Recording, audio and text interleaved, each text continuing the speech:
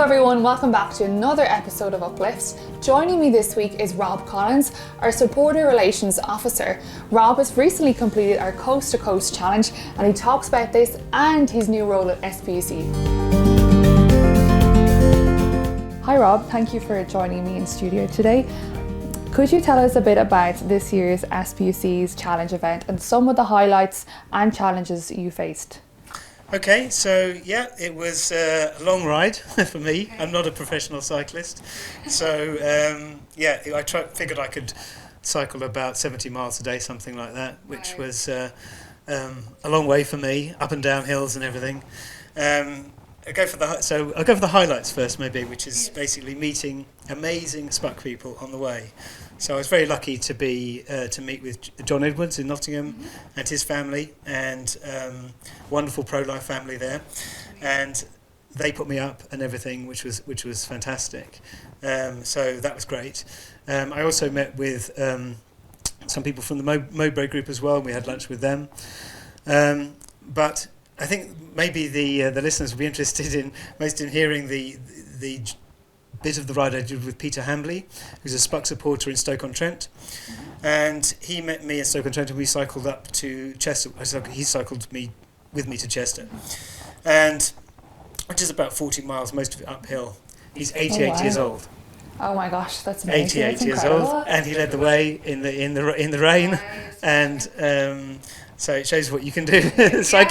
He's a long-time cyclist and sort of member of the Catholic Cycling Club of the UK, and I mean, it was just incredible. Brilliant. And how did you come up with the idea of cycling from coast to coast? Well, it happened sort of a little bit by accident. I live in Norfolk, and I'm always going to Walsingham, and I've walked to Walsingham many times and so on. And I just was looking at the map one day and I saw that Holywell was just literally on the other side of the UK, as the crow flies. And I thought, well, you could easily cycle that distance, it's not, from across there to there. Yes. So when I first mentioned it to people at SPUC, I wasn't intending it to become the event actually. I just said this would be a nice thing to do, and then immediately people were saying, this would be great thing to do for the event. And then I started contacting people who in the area and so on. So it became a sort of SPUC journey across the UK, visiting people and so on. So Rob, you are quite new at SPUC. Can you tell us a bit about how you became involved with the pro-life movement? Okay, that's a very interesting question, a very long answer, but I'll try and keep it short. So basically, I became involved really about sort of eight years ago, something like that. I should say that in my youth, I was a very strong believer and very devout and everything. I kind of, in my life, drifted away from the faith, and I came back to it sort of only about sort of 10 or 12 years ago, gradually. But the pro-life things were not at the top of my sort of radar. I was coming back to the faith and things really. And I remember one pivotal moment was I was going to mass in Maiden Lane, and in Corpus Christi there, and there were some brave young pro-life women handing out leaflets about abortion. Yes, we love to see it.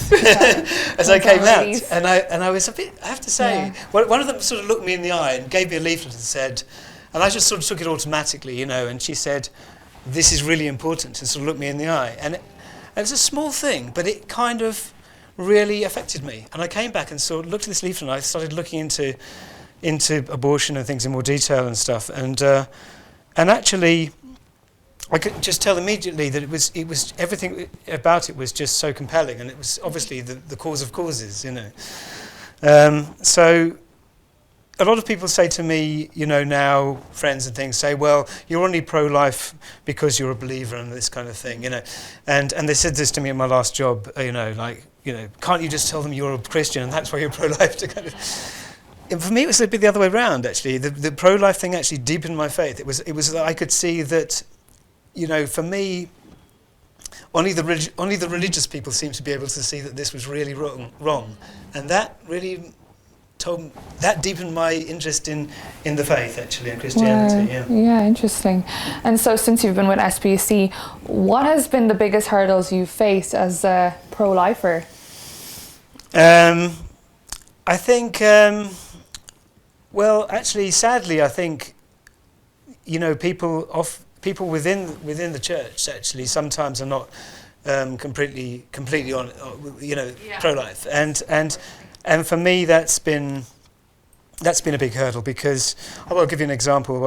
I was just approached by a woman at church, and she said something like, why this thing? You're not a woman, and as sort of a middle-aged man, bachelor person, I don't, I get a lot of, I suppose I've had a lot of people asking me, or suspicious about why I should be involved with this particular issue, and I think that's probably the biggest hurdle.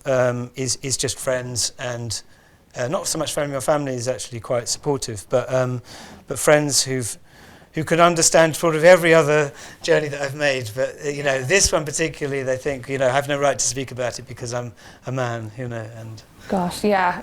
Well, you're not the first to say that to me, Rob. You probably won't be the last. What would you like to say to our SPUC supporters watching today? Okay, yeah, so I would say please continue to support the event. It's still running, so you can still send in donations, and make a regular gift if you can. I speak to a lot of supporters, and basically I know that there's a lot of causes that people are very passionate about other than SPUC, and they're all extremely worthy causes. But what I would say is that it's particularly difficult for us, because whereas other big brand charities can go out and they can do an appeal to the whole of the UK, send out millions of letters and something, we can't, for reasons which are probably obvious to the viewers. So we have a limited pool of people, very limited, and although we try to increase it, it is small. So please support us if you can, and if you can't obviously support with a gift, do pray for us, and do consider getting involved in other ways as well, like through our local groups and so on. Yeah, that's it. Great, that's a great message. So Rob, you work with our fundraising team and our supporters. Have you noticed any trends during your work? Yeah, I mean, our supporters are amazing. I just want to say that, because I was just on the phone the other day actually doing a phone session, phoning up just the telemarketing team. They just love us and the support us. It's fantastic, and they are fantastic and everything. So they always give when they can. I think the one thing that I would say that the people are worried about a bit is the tide of the information war against us and so on, from the media, from the universities, from everything really, and people thinking that it might be a kind of lost cause or something like that, And what I'd say about that is a couple of things really. Obviously, what's happened in America last year showed us that we can make substantial moves forward and so on. But what I'd also like to say, and this occurred to me a lot when I was cycling actually, because I had a lot of time to think about the pro-life cause then. And when I got to Holywell at the end, there was a lot going on in the news. There were riots in France and all this kind of stuff. And people were sending me messages going, haven't you seen this, haven't you seen that, and so on. And I just thought, well, all this is going on, and the media is constantly trying to pull us in different ways to get our attention here and there, and look, support this, look, support that. Look. But this is going on every day, every year. Children are dying, and each of those child's lives is no more precious, less precious in the eyes of God than my own life, and it's hidden. And I think some of the worst tragedies are hidden. And I think if we stop, to talk about it and to support it and so on, we ourselves, in a sort of way, we become culpable in some ways, So we have to carry on, even if the odds are, seem overwhelming sometimes, And I'm sure that was true during the battle against slavery as well, actually. Yeah, exactly. So it's the message of the unborn need our help today, not next week. Yeah. So yes, exactly. I agree. And what are you most passionate about in SPUC's work?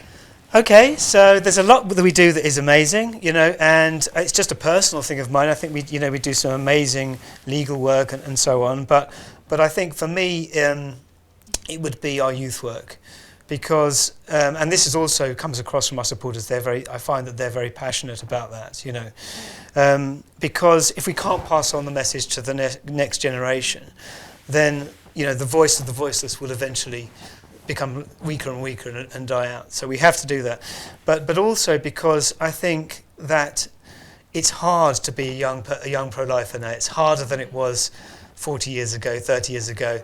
You know, to be at university, to be at a school, and to be pro-life, you know, is just amazing. I mean, they say, you know, the darker the night, the brighter the stars, and I think, you know, those are the stars today who will light up. You know, from those little sparks will light up, you know, the pro-life movement amongst the youth, and we can already see it happening. So, you know, when we get into schools, when we're allowed to get into schools, it's like, you know, it's like throwing a spark onto straw, because people are so desperate for this message. They're only told one message, you know. So when we actually can get into schools, we see people turn around. Whole classrooms can turn around and so on, and they're terrified of this, which is why they're trying to stop us getting the message out there to the youth. So if I was to say for me, yeah, absolutely, it would be things like, you know, our schoolwork, Project Truth, you know, the social media work that we do, the work that you do, you know, which is getting the message out there to the youth. That would be the thing I'm most passionate about personally. Yeah. Exactly, I agree with you on that. I'm most passionate about that too. So that's important that we do pass on the baton to the youth. And it is very difficult nowadays to be a young person and be pro-life, but with the right resources and help, you know, you're not in this alone. So thank you so much, Rob, for taking the time out to come to the studio and to chat with me. I do appreciate it, and all the best with your work. Thank you very much. Thanks everyone for joining me on Uplift today. Tune in again soon where we'll have more uplifting guests.